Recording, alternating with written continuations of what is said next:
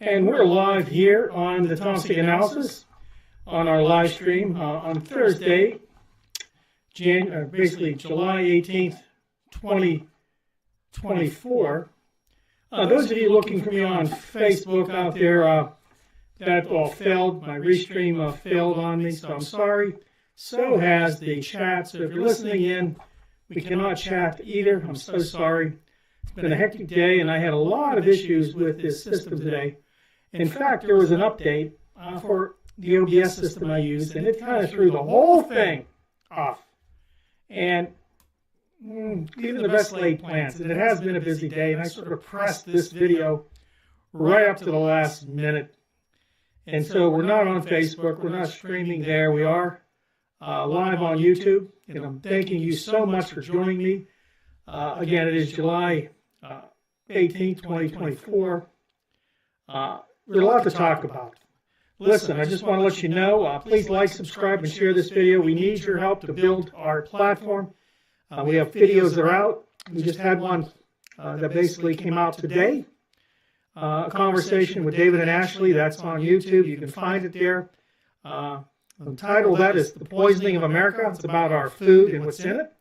Ashley did a great job, so please go to that. I also did one about driving in the country and figuring out the economy in a 15-minute video that I did on a beautiful summer day here in southwestern Pennsylvania. That was a couple of days ago. Please watch that.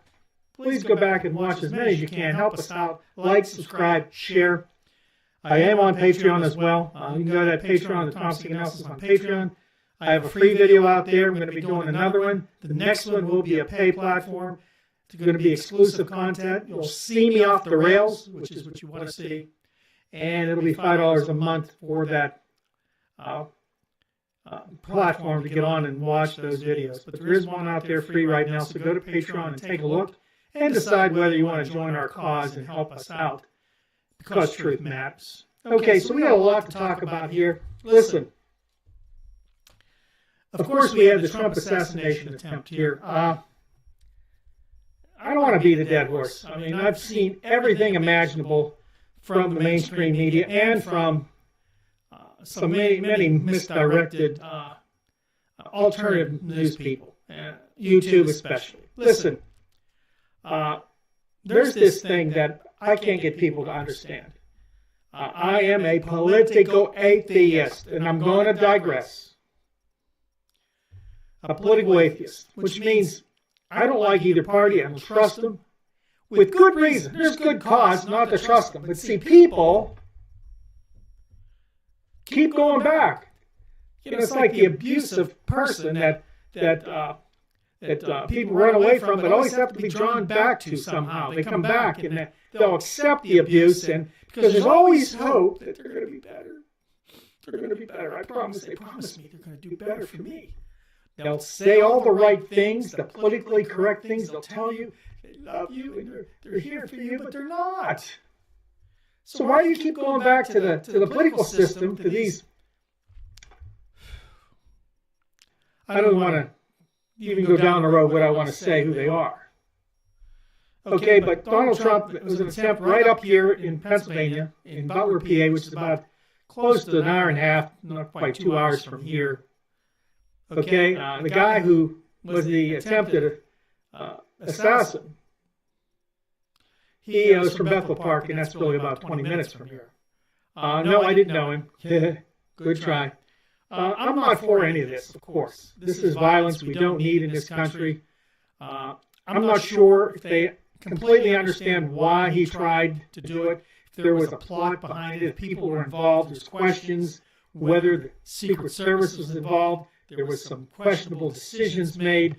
And if you've ever watched TV movies or regular movies, and they have assassins out there, and the Secret Service do X, Y, Z to protect the perimeter, you name it. It just seemed that there was some issues here.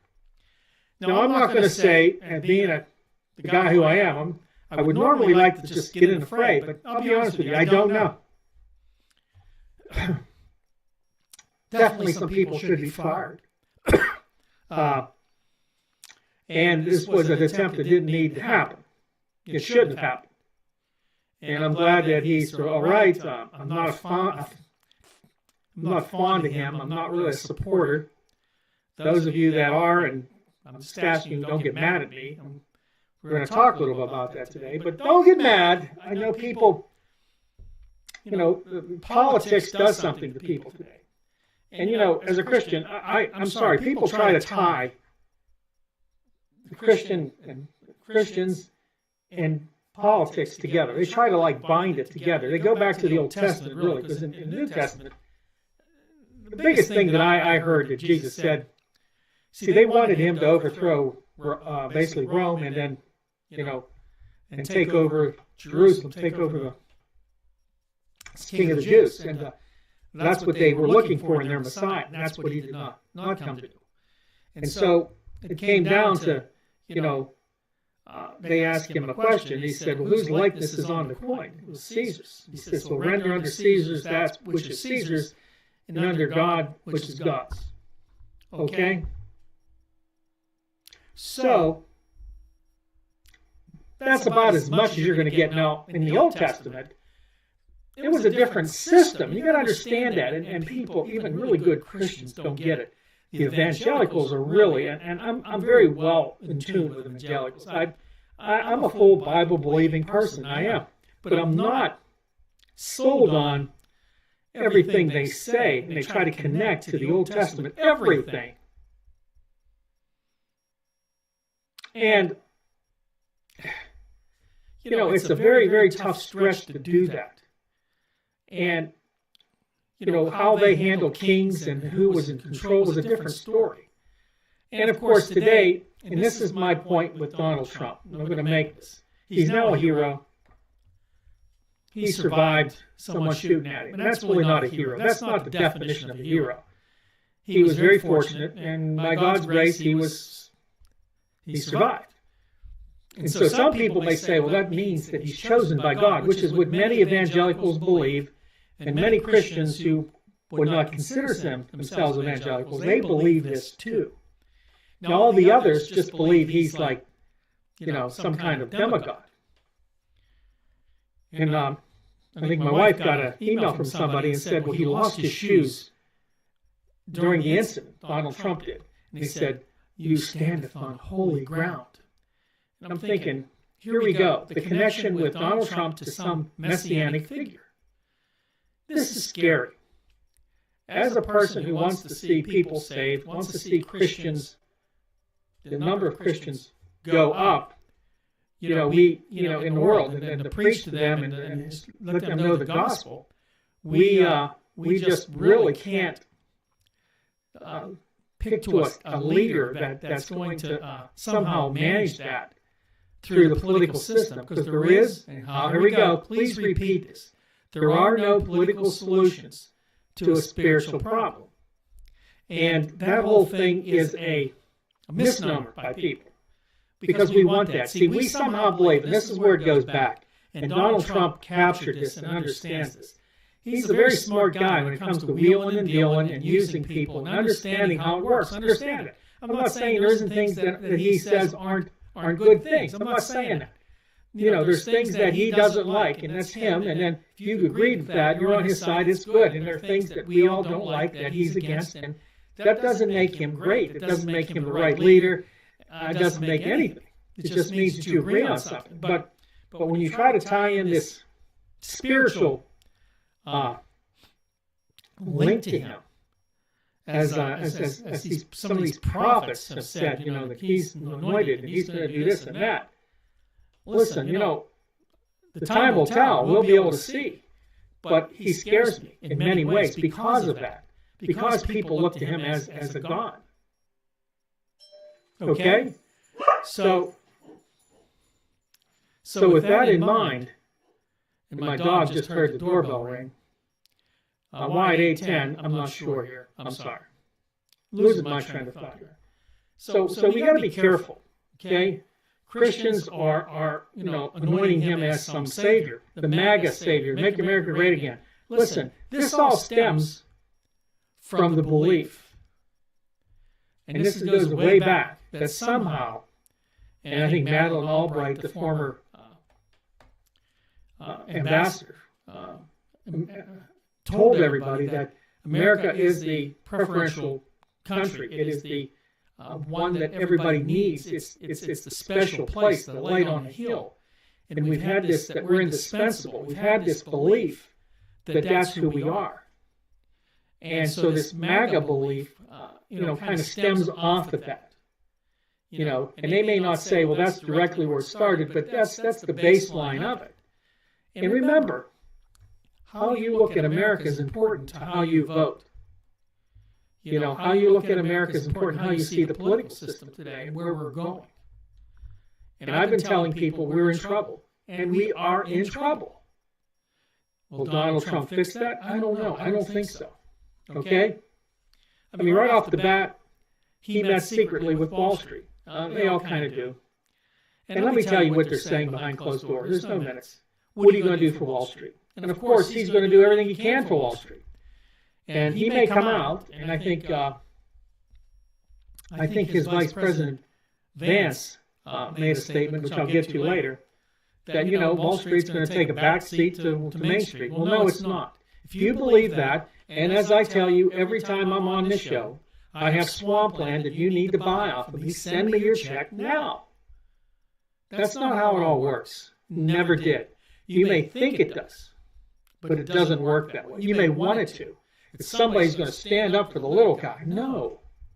We can see that in the data over every president over the last, since Kennedy. What don't you get? What part of this don't you get?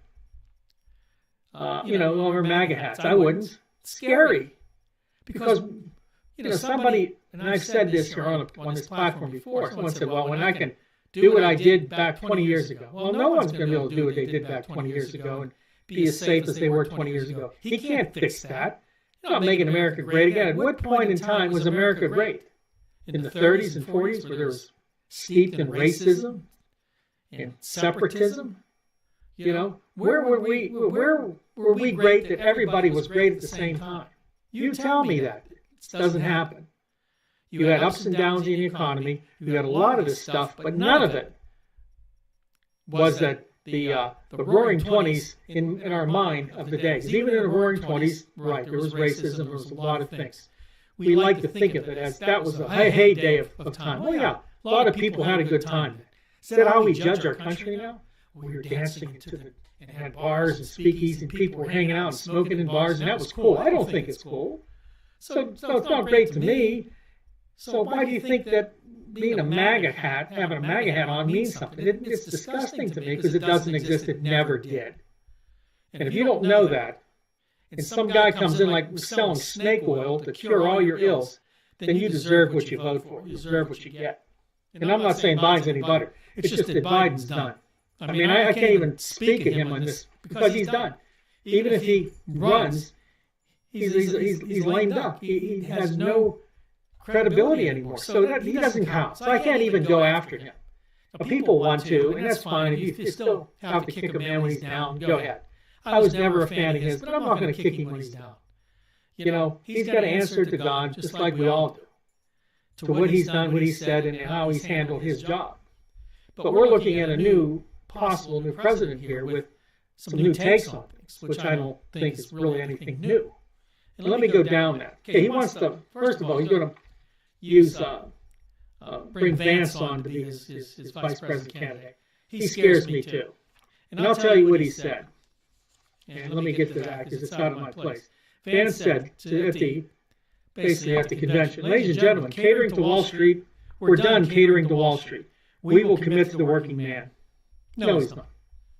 I'll call him on it right now. Now he may think he believes it. He's the vice president. He doesn't have any say anyway. And I'll tell you, Wall Street will tell him high to jump and high to stay up there. And I'll show you why. So what do you think they said behind those closed doors? What are you going to do for us, Donald? Same thing I did last time, make you rich. And last time he made him richer. The wealth transfer that was happening under Obama was happening under him at a faster rate than ever before. After COVID, the wealth transfer to the richest 1% to 2% was accelerated on steroids. compared to all the rest of the presidents before him. He did that. That's him. He knew what he was doing. And you know what he wants to do? Okay, he wants to bring in J.P. Morgan Chase's CEO, Jamie Dimon, to be the Treasury Secretary. This is putting the cat into the henhouse, or the fox into the henhouse, or the wolf into the henhouse. How many times were J.P. Morgan Chase fined for illegal activities under him? How many? Dozens. Billions of dollars suits. He doesn't care because to J.P. Morgan Chase, those suits are frivolous, nothing. They'll pay him gladly. They're making 1,000,000 times what they pay out in lawsuits. They'll break the law every time. This is the guy he wants. As the Treasury Secretary, you better pack your bags, because if that happens, we got trouble. And of course, being a banker, oh my, we want a banker. Well, who's the pariah of our world, next to lawyers? Bankers. You know, the Wall Street, which many of them are bankers, these are the people that control much of what happens in the finance world today. So what does he want? What does Trump want out of his Treasury Secretary? Well, he wants to devalue the dollar. Now, if you devalue the dollar, it makes it harder for the average person like me and you to buy things. This is how that works. The dollar is worthless. So the goods you pay for goods coming in that we have to import in, and we import mostly everything, will be much, much higher. It will cost us much more. Now, of course, he's going to tell you, well, it's costs more for companies, excuse me, so they'll come and build factories in America. No, they won't. A few might. For the most part, they won't. He's only here for 4 years, people. Here's the other thing before I move forward. 4 years. The first year is putting the cabinet and everything together. How much will he really get done besides some executive orders that the next guy will maybe get rid of if it's not Vance, you know, his vice president? Because Vance could run for president in 4 years, right? And so then you got 2 years, maybe 2.5 years of time to work to do everything you say you're going to do. Then you're a lame duck that last year, you know, because you're not going to be elected again. Your term's done. So you don't have much in the way of authority to get anything done that last year. That's always been the case. So what do we got to do? So he doesn't have a big window here anyway. Okay? So he wants to devalue the dollar. Then he wants to lower interest rates dramatically. Okay, here's the problem. Everybody wants low interest rates. We had them for many years. And I've gone over this in Economics 101 here on Tomsic Analysis many times. You can go back and see a lot of those videos. There's still up that talks about the economy.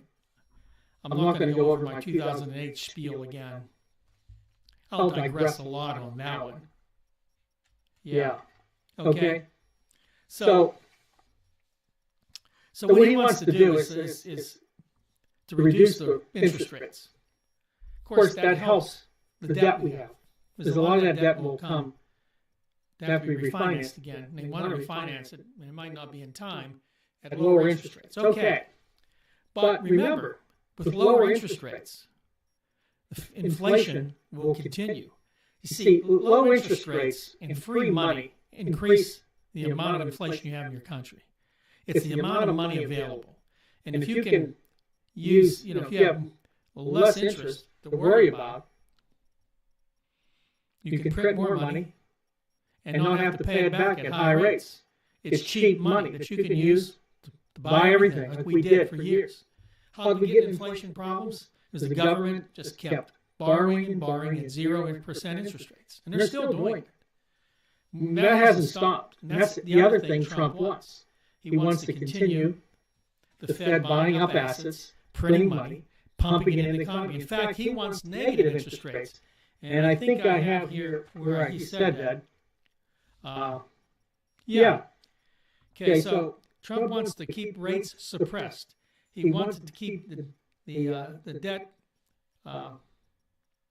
the debt basically low with interest rates, so they don't have to refinance the debt with higher interest rates. During his last tenure as president, he wanted to go negative on rates. Now, if you go negative on rates, then you're paying the bank to keep your money in the bank. He wanted to go negative on rates. That's great for Wall Street. Great for banks. They love it. They want it. It's not good for the little guy like this Uber dude Vance wants, Vance is a billionaire. He basically made it in commodities, crypto, oil, and tech. Okay, that's good. He did. But that makes him one of the elite, doesn't it? And really, what's it in it for him to not do what Wall Street wants? Especially when you're in a financial election and they're going to back you on everything you do. So Trump wants to increase money printing, reduce interest rates. He wants to, take away all those restrictions and make it a heyday for the wealthy again. Although they're already having a heyday now, the stock market's at record highs, which nobody understands. Because you see, the numbers that are out there on jobs, GDP, and all those things that you would think you base solid economic numbers on are not good. But they keep going up because, you see, they know that heyday is coming again. They know it's going to be even easier to make billions and trillions of dollars. Suck it all up. Even as 70% of the United States population gets deeper and deeper into the hole. Cars lined up on lots. A friend of mine was just here, and she bought a Bronco 3 years ago. She said she barely could find a Bronco when she bought it 3 years ago. Today she went up there, there's 50 of them laying on lots. No one's buying them. There's 60 grand, 50, 60 grand each. Dude, I can't afford to buy a Bronco. My point is that you're not going to stop inflation no matter what they said. Because to do that, you have to raise interest rates. You have to get interest rates higher, than inflation. And they went to 5.25%, I think. Technically, to fight inflation, they probably should have been 8 or 9% interest rates. You won't see that. People aren't buying houses now at 7%, 6.5%. You see how this all connects? This isn't just as simple as I'm going to declare it and it's going to happen. And that's what I fear from this guy. Okay? I got papers everywhere here. Okay, so he wants to suppress rates. He wants to, that's his way of fixing the economy. And that's what's scary. These people come in, and instead of making real decisions with a real plan, they're just going to do these generic things that do help somebody, but they're not going to help everybody because they can't. It's impossible. And you're sure not going to let the stock market collapse, and you're sure not going to let the banks collapse. So guess who's going to pay the burden again? Oh, me and you. Just like we did after 2008 when them crooks walked out of them banks, the presidents of them banks with billions of dollars, even the ones that failed and went bankrupt and were gone. They walked out with millions and millions of dollars in their pocket, while me and you ended up paying for the debacle they created. And they said, everything's okay. It's not. Liar, liar, pants on fire. Okay, so with Vance, another thing Vance said, and this is what you got to understand.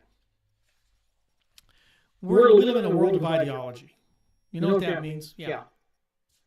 Our ideology is that America's the greatest world in the country in the world. We're the richest in the country in the world. We deserve to be rich. We should be rich. You should never talk to us badly. Anybody that does will blow you up, will kill you, because that's who we are. We're fantastic. Of course, we're not. Just saying.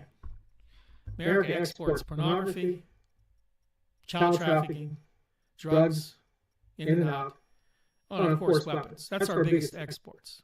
We should be proud of it. We should be proud. Okay? How proud? Are you proud of that? That's who we are.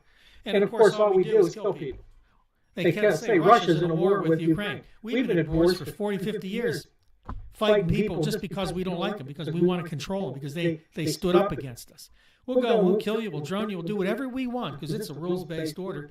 And we make the rules. So why would God anoint someone to be ahead of that? Because he's not going to change that. He wants peace in Ukraine, Trump. Well, what kind of peace?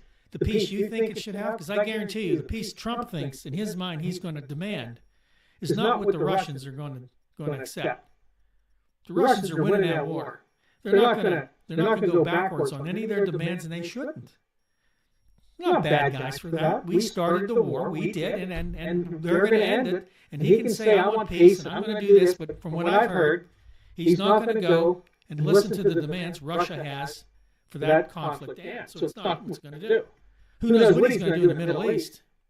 And with China, China. Did I say China? Vance, in his speech, was blaming our wage losses and manufacturing losses on China because they have a goal to expand their middle class. It's China's fault. Is it?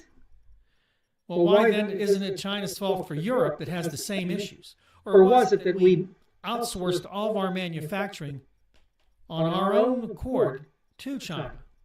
Why is it that they're the bad guys and we're the good guys because now they've used what they have to become a superpower? We don't like it. And I mentioned this on another video. Janet Yellen, our current Treasury Secretary, old grandma, should have been retired years ago to the farm, was blaming them for manufacturing too much stuff. They're making us look bad. We can't manufacture. You can't manufacture because things cost too much here, because you can't get people to work here, and because we're greedy. We take, and we take. You know, most of the resources of this world are taken. I think 60% of the resources of the world are taken by the United States. I think it's 60%. I didn't look that up. Could be more. Why? Everybody wants to come here. Wouldn't you? I mean, we got everything. What we don't get, we go and we take. Why wouldn't you want to come here? That's why they want to come here. If it was kind of fair, people wouldn't leave their homes. They have good living standards in their countries. Most wouldn't leave their homes, but there's not. Because we've sucked it up. We've kept the third world, and we pretend we help everybody. Oh, we're going to send you some new rules on who you need to hire and what you need to do in your government. You have to change what you think a man and woman are. You have to change this stuff. You have to think our way, and we'll give you money.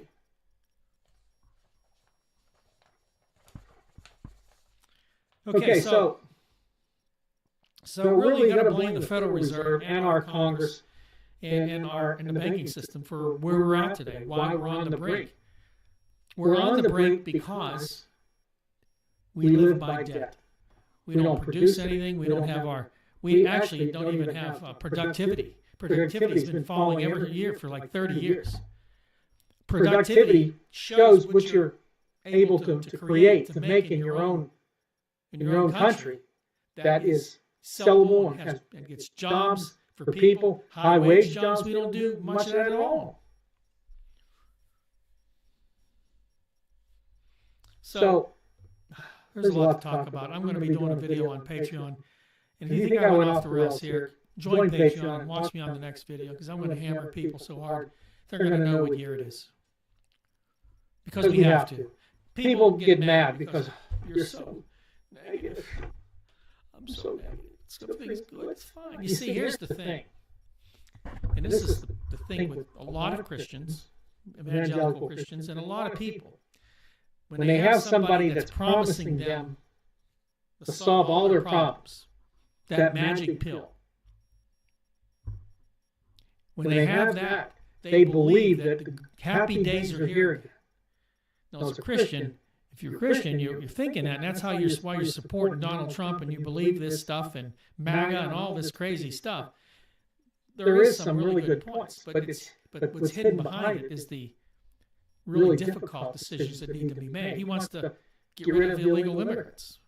I don't know what we call them except illegal immigrants. People came in across the border illegally. He wants to get rid of them. How's he going to do that? Did he tell you? Is he going to deport them, put them in camps? How's he going to round them up? Will this be some kind of military action? Will this cause issues, problems, and riots? Will there be threats within our country because of it? Will it stir up the left because we're doing this? What are we going to do? Is this going to be a theocracy? Does he think, even though he may or may not be a Christian? Because I don't know what he is. Never really said. He holds up a Bible, but he doesn't know anything about Christianity. I've listened to him. He doesn't. And even people who support him, evangelical preachers that support him and are on his board, will tell you that. So I'm not speaking out of turn here. He's going to hold up a Bible. He's selling Bibles, and this is going to be a theocracy. It won't be. It's going to be a dictatorship, because he wants to control like he did all his life. He's a member of the Knights of Malta. That's an organization. That's what they believe. They believe they're kings and they're leaders and this and that. And if he gets the right people in there this time, he could be a tyrant. We could be turning towards that. And there's more to that than I can even say here, and I might talk about that on the Patreon video. Listen, I've ranted enough. Listen, thanks for joining me in this helter-skelter day without Facebook and without a chat. I hope my video is not too far behind my lips. I can't figure out how to fix it. I'm trying to get a friend to come over who's more knowledgeable than I am to get me to sync it. I've tried everything. I'm lost. I'm just not good at that stuff. But I wanted to come on anyway, even though I'm out of sync, and say, hey, thanks for joining me. God bless you. Don't forget to like, subscribe, and share the video. Don't forget to go to Patreon, and if you want to join the Patreon movement, you can support us in any way, plus just donate to this cause. We really need your help here. Ashley and I are working as fast as we can to get videos out, and it's been taking a lot to do that. So thank you for your support. We need you.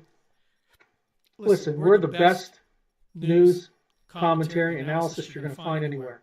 If you listen to even some of the people I listen to, I couldn't take the takes they have on things. I couldn't take the spin they have. Even people that I respect putting on these political events and everything going on. I'm sorry. I cannot deal with it. This is where you need to be to really get an idea and be able to think out of the box, out of that crazy talk they all tell you about. So please keep your channel on here. Keep watching for our videos. God bless you, and I'll see you next time right here on the Tomsic Analysis.